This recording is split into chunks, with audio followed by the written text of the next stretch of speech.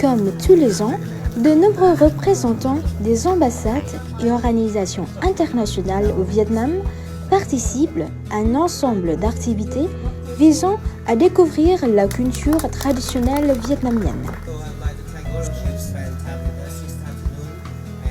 Cette année, les invités ont visité la maison Việt Xưa à Ba Vì, en banlieue de Hanoï, à l'occasion du Nouvel An lunaire traditionnel.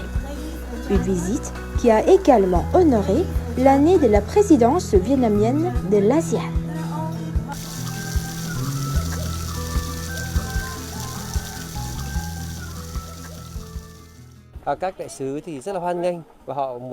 Cette activité est très bien adorée par les diplomates étrangers au Vietnam.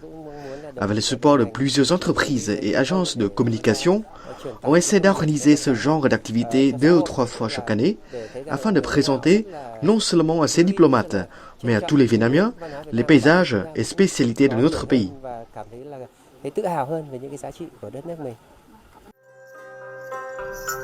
La journée a commencé par une découverte musicale des instruments traditionnels du Vietnam. Les đàn tranh, sitar à 16 cordes, đàn nhị, vielle à 2 cordes, sáo tre, flûte en bambou, trống da trâu, tambour de peau de buffle, ont enchanté le public.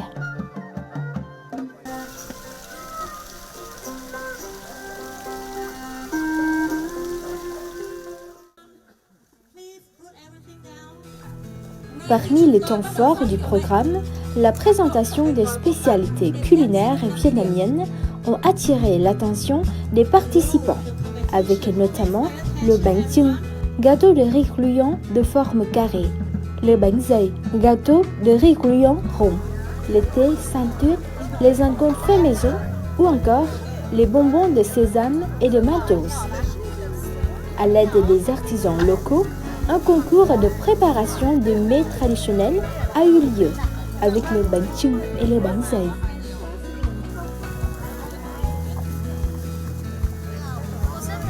Les diplomates ont été répartis en 5 équipes et ont pu s'atteler à la fabrication de ces 2 gâteaux. Le bánh dày est blanc, rond et symbolise le ciel, tandis que le bánh chưng, de couleur verte et de forme carrée, représente la terre.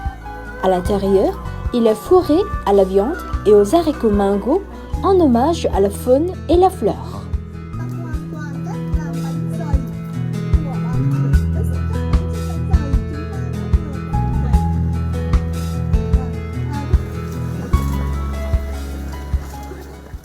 Après 2 mois dans le pays, c'est la première fois qu'on a quitté la ville. J'étais à Ho Chi Minh, mais je n'étais jamais dans la province. Alors pour nous, c'est vraiment une découverte très belle et très impressionnante. Et l'accueil est formidable. Le peuple vietnamien sont très accueillants, très ouverts.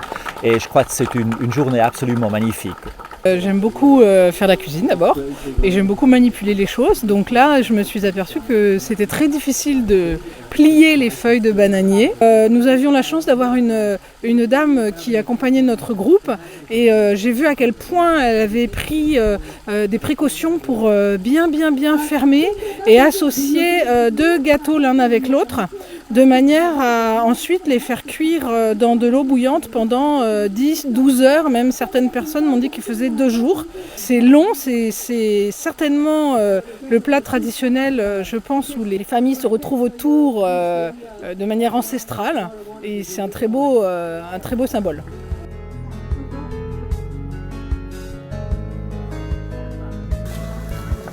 Les résultats du concours ont été annoncés immédiatement.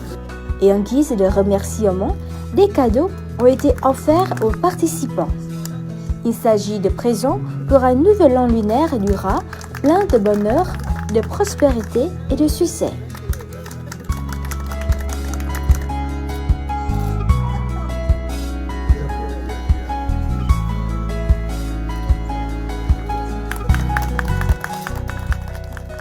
Ça sera la première fois que je vais goûter ces 2 spécialités.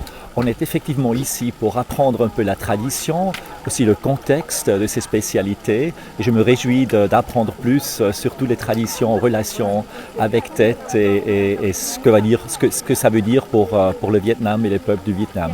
Pour moi, je crois, et pour tout le Vietnam, tout le peuple du Vietnam, c'est beaucoup de prospérité, de happiness, aussi de fortune et beaucoup de santé pour un avenir très positif et très bien pour le pays et pour le peuple. Cette promenade printanière d'amitié dans le but de découvrir la culture traditionnelle vietnamienne est bien terminée et tout le monde est reparti des souvenirs plein de la tête. Une année du rat qui s'annonce riche avec de nombreuses activités de coopération internationale en perspective. Rendez-vous pour le prochain programme du Nouvel An lunaire du Buffle 2021.